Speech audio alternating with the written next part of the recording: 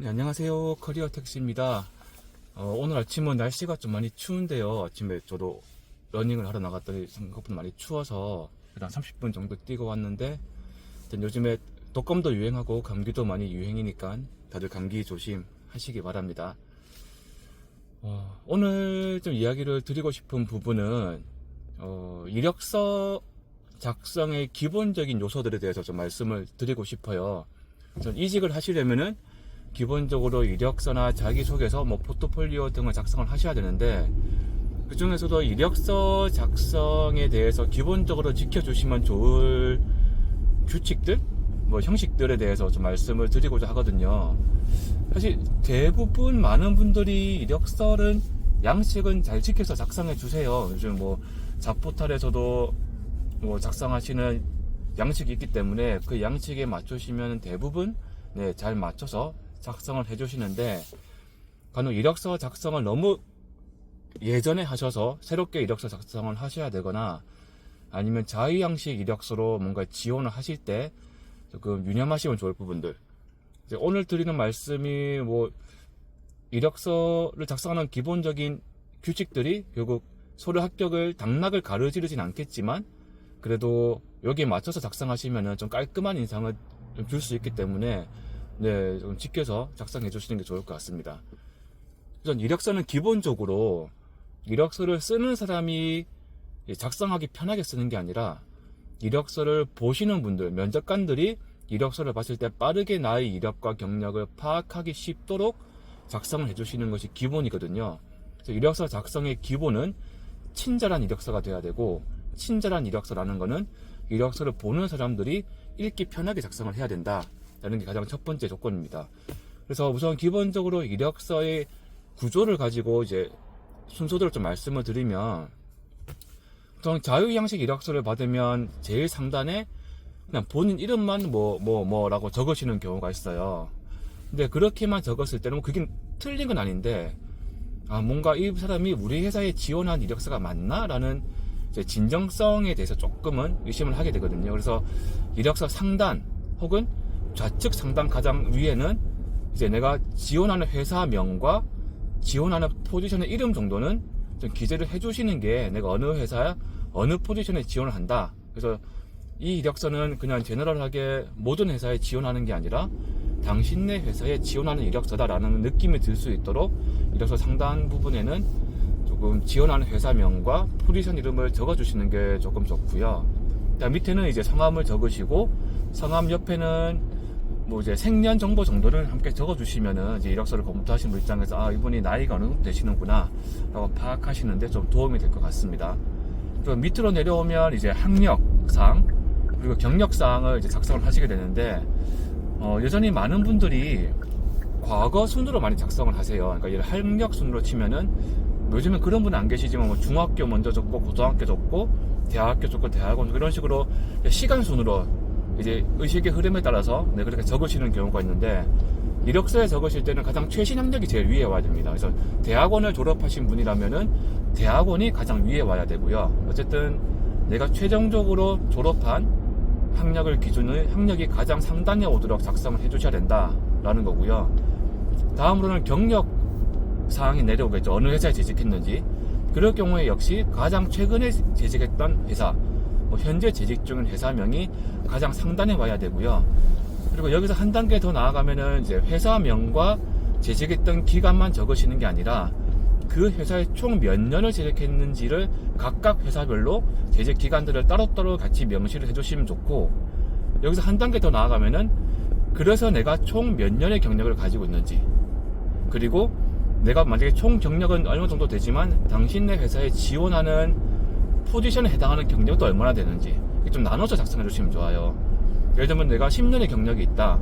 10년 경력 동안 한 가지 일만 쭉 해오셨으면은 총 경력이 10년이고 해당 경력도 10년이 되겠지만, 10년 중에서 처음 2, 3년은 다른 일을 했었고, 내가 지원하는 분야에 해당하는 경력은 한 6년, 7년밖에 안 된다. 그러면 총 경력은 10년이지만 해당 경력 한 6년, 7년 이렇게 좀 구분해서 적어주시는 게 좋습니다. 그리고 그 밑에는 보통 이력서 첫 장은 여기까지만 많이 적어주시는데, 가장 중요한 게 사실 핵심 역량을 첫 장에 좀 적어주시는 게 좋거든요. 이제 핵심 역량은 뭐냐? 내가 지원한 회사, 지원한 포지션에 내가 왜 적합한 사람인지를 하이라이트해서 요약해서 보여주는 부분이거든요. 이 부분을 이력서 첫 장에 좀 같이 적어주시는 게 좋고요.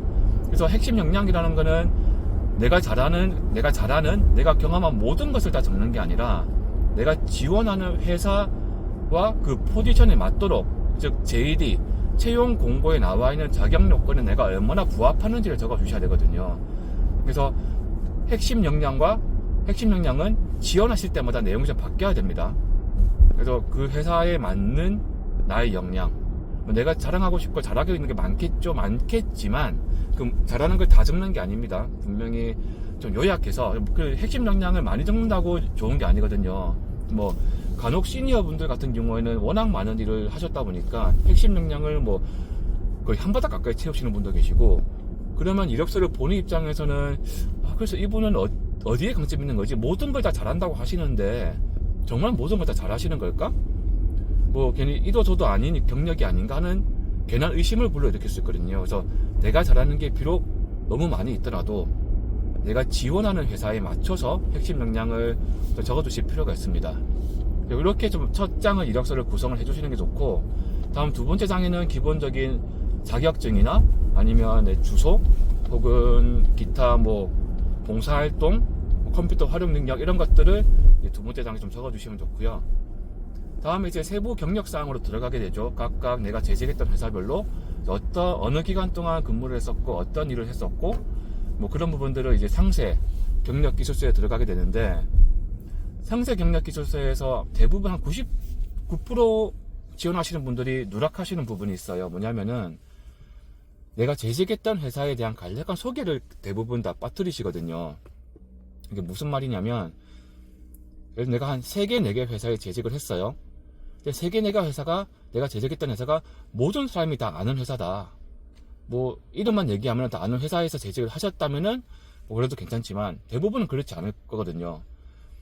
그렇게 되면은 내가 만약에 A라는 회사에서 재직을 했다. 근데 A라는 회사가 뭐 중견기업일 수도 있고 스타트업일 수도 있고 중소기업일 수도 있는데, 그 회사에 대한 정보를 기본적으로 상세 경력 기술서에 한두 줄 정도는 추가를 해주시는 게 좋아요. 그래서 기재하시면 좋을 정보는 회사의 매출 규모, 회사가 어떤 일을 하는 회사인지, 뭐 종업원 얼마 정도 되는지, 이런 기본적인 내용들을 적어주시는 게 이력서를 검토하시는 분들 입장에서 훨씬 더 편리하게 이력서를 보실 수가 있거든요. 근데 그게 아니면 이력서를 보다가 회사 이름을 검색하기 위해서 또 이력서를 잠깐 꺼두고 인터넷 창을 띄워서 회사 이름을 쳐서 검색하고 다시 이력서로 돌아오고, 이런 과정들이 반복되다 보면은 이력서에 대한 집중도가 상당히 떨어지거든요. 그리고 불편해요. 그러다 보면 기본적으로 이 사람은 이력서를 좀 불편하게 써놨네? 이렇게 좀 인식을 가지면은 사실 딱 좋은 인상은 아니거든요. 그래서 내가 재직했던 회사의 사실 규모와 상관없이 어느 정도의 매출을 가지고 있는 회사였고, 기본적인 정보들은 짧게 뭐 한 줄, 두 줄 정도로 적어주시는 게 조금 더 친절한 이력서가 될 수 있다라는 거고요.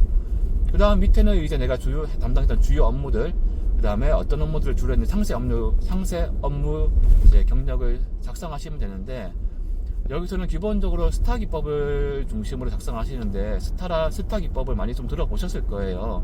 어떠한 상황에서 내가 어떠한 과제가 생겼고, 그 과제를 해결하기 위해서 내가 어떠한 액션들을 취했고, 거기에 따른 결과는 무엇이다. 이런 순서대로 내가 진행했던 프로젝트들을 작성을 좀 해주시면 좋고요.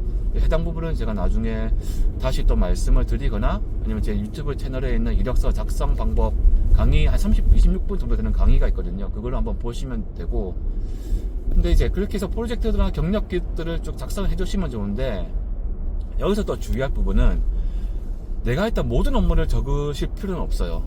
예를 들면 내가 한 5년 정도 경력이 있고, 그 중에서 내가 한 프로젝트를 한 게 10개 정도가 있다 라고 했을 때, 그 내가 했던 프로젝트가 내가 지원하는 회사의 역할과 밀접하게 맞닿아 있다면 10개를 다 적으셔도 괜찮아요. 그런데 그게 아니라 10개 중에서 내가 지원하는 회사와 연관되어 있는 업무는 5개고 나머지 5개는 뭐 전 연관이 없다 라고 하면은 과감히 그 나머지 5개는 삭제하시거나 아니면 간략하게 요약해서 마지막에 덧붙여만 주시는 게 좋아요.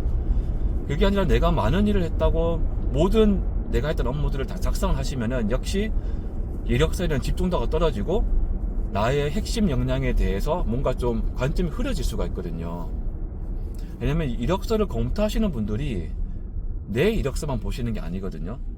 수십 장, 수백 장의 이력서를 검토하시는 거고, 특히 현업에 계시는 분들은 뭐 일을 하는 틈틈이 이력서를 보시게 돼요. 그러니까 이력서를 검토할 시간이 따로 주어지는 게 아니라 내 본업을 하면서 이력서를 검토를 하셔야 되는데, 뭔가 양이 많은 건 괜찮아요. 내가 뭔가 쓸모가 있고 읽을 거리가 있어서 양이 많은 건 괜찮은데, 저는 관계없는 이야기들로 가득 차 있는 이력서를 보게 되면은 집중도도 떨어지고, 이분이랑 같이 일을 했을 때 뭔가 이분은 업무에 있어서 뭔가 핵심을 파악하는 능력이 부족하네 라고 판단하실 수도 있거든요.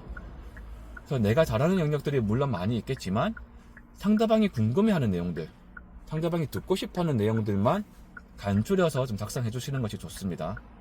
네, 그렇게 해서 경력기초서를 쭉쭉쭉 작성을 좀 해주시고, 간혹 경력기초서 분량을 어느 정도 하는 게 좋나요? 라고 물어보시는 분도 계신데, 만약에 내가 했던 경력들이 지원하는 회사 업무와 다 밀접하게 연관이 되어 있다 하면은 조금 분량은 뭐 길어도 괜찮을 것 같아요.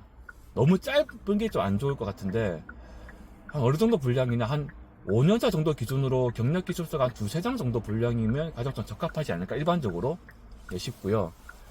이제 문제는 10년차, 20년차 넘어가시는 분들이죠. 한 20년 이상 되신 분들이 경력기초서를 적으시려면은 모든 프로젝트를 다 적으시려면 뭐 PDF가 거의 뭐 전자책 수준으로 한 10장, 20장 넘어가시는데, 실제로 예전에 제가 한 5년차 정도 되시는 분이 거의 이력서를 한 10장 넘게 적으셨던 분도 계셨어요. 그분은 이제 세일즈 담당하신 분이었는데 거의 사업 계획서 수준으로 작성하셨더라고요.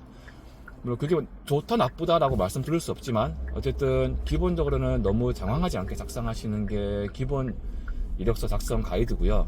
이렇게 좀 작성을 하신 다음에 이제 마지막은 이제 자기소개서로 넘어가겠죠. 보통 여전히 많은 분들이 자기소개서 작성하실 때 성장 배경부터 많이 시작을 하세요. 그러니까 이게 회사 이런 경우는 있죠. 이제 회사 자체 채용 사이트를 통해서 지원하실 때 그때 자기소개서 항목에서 뭐 성장 배경이나 이런 부분들을 요구하는 경우는 있어요. 그럴 경우에는 당연히 적으셔야 되겠죠. 그런데 이때도 성장 배경을 적으실 때 뭐 저는 몇 남 몇 여인 몇 대로 태어나서 뭐 화목한 가정에서 자랐고 뭐 자상하신 아버지와 뭐 온화하신 어머니 사이에서 몇 대로 자라나서 뭐 사랑을 받고 자랐고 이런 글들을 처음에 두세 줄 넘게 막 적으시는 분들도 아직도 많이 계세요.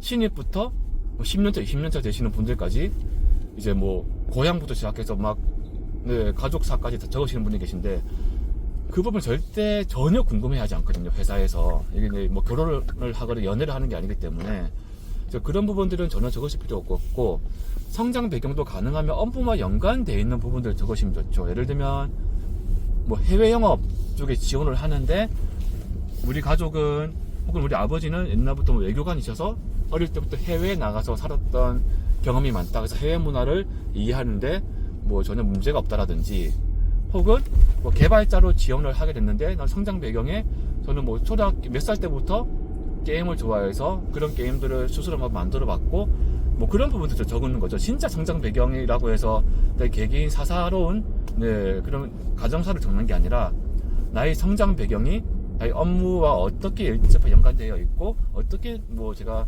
그런 부분들을 과거부터 다 쌓아왔는지 그런 부분들을 좀 중점적으로 적어주시는 게 좋습니다. 그래서 기본적으로 그런 특별한 항목이 없는 자기소개서 같은 경우에는 기본적으로 나의 역량을 한 번 더 검증해주고, 그리고 중요한 거는 지원 사유, 내가 당신네 회사에 왜 지원을 하는지 지원 사유가 좀 훨씬 더 궁금하고 이제 좀 중요하고요. 그리고 마지막으로 입사 후에 포부, 내가 당신네 회사에 입사해서 어떻게 지원을 하고 어떤 사람으로 성장을 하고 싶다라는 부분들을 좀 적어주시는 게 좋아요. 그래서 조금 한 번 더 전체적인 구조를 살펴보시면, 우선은 내가 지원하는 회사, 내가 지원하는 역할이 내가 잘 할 수 있는 역할인지를 먼저 분석을 하신 다음에 JD 분석이죠. 그 이후에는 이력서 작성하시는데, 이래서 첫 장에는 핵심 역량에서 내가 왜 해당 역할에 잘 어울리는지 나의 그동안의 경험과 역량을 바탕으로 핵심 역량을 한 5줄 내외로 좀 적어 주시고요. 핵심 역량을 뒷받침하는 근거들을 뒤에 상세, 경력, 기술서에 각 프로젝트별로 스타 기법에 맞춰서 작성을 해주시면 됩니다. 그리고 그렇게 작성해 주신 내용을 조금 더 풀어서 소수령식으로 자기소개서에 이제 좀 총괄적으로 토탈에서 나는 이러이러한 역량을 가지고 있다는 걸 한 번 더 강조를 해주는 거죠. 그래서 이력서를 보는 사람 입장에서 핵심 역량을 받고 핵심 역량을 뒷받침해주는 프로젝트들을 확인했고, 그래서 결과적으로 나는 어떤 사람이다 라는 걸 자기소개서로 최종 확인을 하는 거죠. 이러한 서술 구조로 조금 작성을 해주시는 게 훨씬 더 낫고요.